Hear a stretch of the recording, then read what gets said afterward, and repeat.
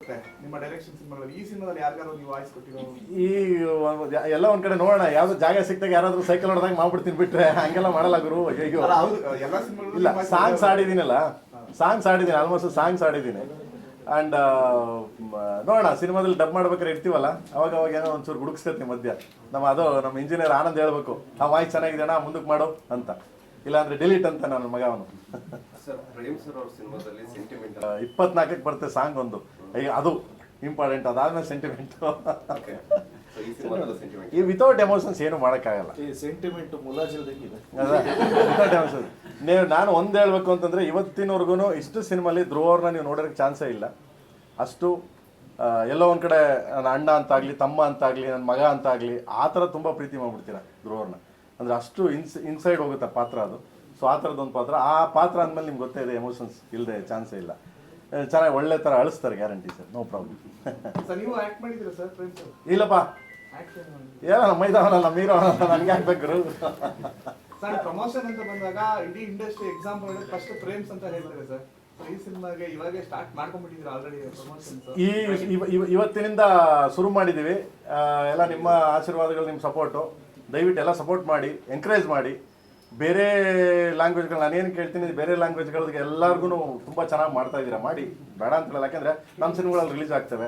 So ಬೇರೆ language ಎಷ್ಟು ಚೆನ್ನಾಗಿ ಮಾಡ್ತೀರಾ ಅಂದರೆ ನಮ್ಮ ಲ್ಯಾಂಗ್ವೇಜ್ಗಳು ಅಷ್ಟು ಚೆನ್ನಾಗಿ ಮಾಡಿ ಅಂತ ಒಂದು ರಿಕ್ವೆಸ್ಟು ಕೈ ಮುಗಿದು ಕೇಳ್ಕೊತೀನಿ, ಅಷ್ಟೇ, ಇನ್ನೇನಿಲ್ಲ. ಓಕೆ, ಇವತ್ತಿಂದ ಶುರು ಬ್ರದರ್, ಇವತ್ತಿಂದ ಶುರು. ಒಂದೇ ಸರಿ ಆಗುತ್ತಾ? So start step by step ಹೋಗ್ತಾ ಇದ್ವಿ.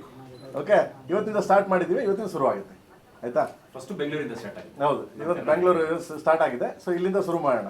ಅವಾಗಲೇ ನಮ್ಮ ಮನು ಹೇಳ್ತಿದ್ರು, ಓ ಶುರು ಆಯಿತು, ಒಂದು ಟೈಮಲ್ಲಿ ಒಂದು ಇದು ಮಾಡಿದ್ರೆ ಅದು ಮಾಡೋದು ಒಂದು 50 ಪ್ರೆಸ್ ಮೀಟ್ ಮಾಡ್ತೀವಿ ಅಂತ. ಈಗ ಪ್ರಚಾರ ಅಲ್ವಾ, ಜನಕ್ಕೆ ರೀಚ್ ಆಗಬೇಕಲ್ವಾ.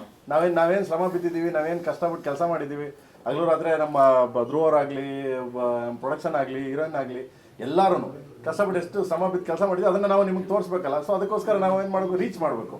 ಸೊ ಅದಕ್ಕೆ ನೀವೆಲ್ಲ ನಮಗೆ ಸಪೋರ್ಟ್ ಮಾಡಿದ್ರೆ ಅದು ಖಂಡಿತವಾಗಿ ರೀಚ್ ಆಗುತ್ತೆ. ಸೊ ಅಷ್ಟೇ, ಇನ್ನೇನಿಲ್ಲ. ಫಿಕ್ಸ್ ಆಗಿತ್ತು ಸಿನಿಮಾ ರಿಲೀಸ್ ಅಂತ ಎಲ್ಲ ಅನ್ಕೊಂಡಿದ್ರು ಇಂಡಸ್ಟ್ರಿಲಿ, ಬಟ್ ಸ್ವಲ್ಪ ಮುಂದೆ ಹೋಯ್ತಲ್ಲ, ಕಾರಣ ಅಂತ? ಕಾರಣ ಏನಿಲ್ಲ, ಶೂಟಿಂಗ್ ನಡೀತಾ ಇದೆ, ಟೆಕ್ನಿಕಲ್ ಇದು ಗ್ರಾಫಿಕ್ಸ್ ನಡೀತಾ ಇದೆ ಕೆಲಸ, ಆಮೇಲೆ ಸಾಂಗ್ಸ್ಗಳ ಕೆಲಸ ನಡೀತಾ ಇದೆ. ಏನು ಕಾರಣ ಅಂತ ಏನಿಲ್ಲಪ್ಪ, ಸಿನಿಮಾ ಶುರು ಮಾಡಿದ್ವಿ, ಮುಗಿತಾ ಬಂತು. ನಮ್ಮ ಇದೇನಿಲ್ಲ, ಒಂದೇ ಸ್ಟ್ರೆಚಲ್ಲಿ ಬಂದು ಶೂಟಿಂಗ್ ಮಾಡಿಕೊಟ್ರು. ಮಧ್ಯ ಬೇರೆ ಸ್ವಲ್ಪ ನಮ್ಮ ಕೆಲಸಗಳಿದ್ದು, ಆ ಕೆಲಸದಿಂದ ಇದಾಯಿತು. ಸೊ ದೆನ್ ಅದಾದಮೇಲೆ ಬಂದು ಶೂಟಿಂಗ್ ಮಾಡಿಕೊಡೋ. ನಾವು ಯಾವ ಟೈಮಿಗೆ ಕರೆದು ಬಂದು ಶೂಟಿಂಗ್ ಮಾಡಿಕೊಡೋ, ಏನು ತೊಂದರೆ ಇಲ್ಲ. Okay,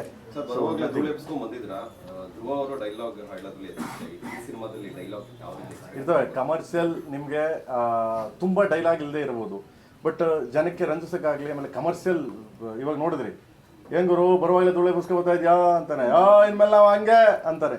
so like kind of dialogue ಯಾರೋ ಚಿಕ್ಕದದು, ಬಟ್ ಬೇರೆ ಥರ ತುಂಬ ಇದೆ, ಬಟ್ ಎಮೋಷನಲ್ ಇದೆ, ಆ ಟಚ್ ಆಗುತ್ತೆ.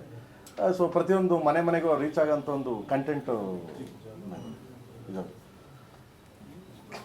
ಮತ್ತೆ ಅಷ್ಟೇನಾ ಸರ್? ಲಾಸ್ಟ್ ಧ್ರುವ ಸರ್ಗೆ ಡೈಲಾಗ್ಸ್ಗೆ ಅಂತಾನೆ ಸಿಕ್ಕಾಬಡೆ ಫ್ಯಾನ್ಸ್ ಇದ್ದಾರೆ. ಸೊ ಈ ಸಿನಿಮಾದಲ್ಲಿ ಅಂದ್ರೆ ಲಾಸ್ಟ್ ಸಿನಿಮಾ ತಗೊಂಡ್ರೆ ಸ್ವಲ್ಪ ಕಮ್ಮಿ ಡೈಲಾಗ್ಸ್ ಇತ್ತು, ಅವ್ರ ಮ್ಯಾನೇಜರ್ ಕಂಪ್ಲೀಟ್ ಆಕ್ಟಿಂಗ್ ಇತ್ತು. ಬಟ್ ಈ ಸಿನಿಮಾ ಅಂತ ತಗೊಂಡಾಗ ಸೊ ಏನಾದ್ರು ಚೇಂಜ್ ಏನಾದ್ರು ಇದೆಯಾ ಡೈಲಾಗ್ಸ್ ಅಲ್ಲಿ? ನೋಡೋರು ನಾವ್ ಇನ್ಮೇಲೆ ಹಿಂಗೆ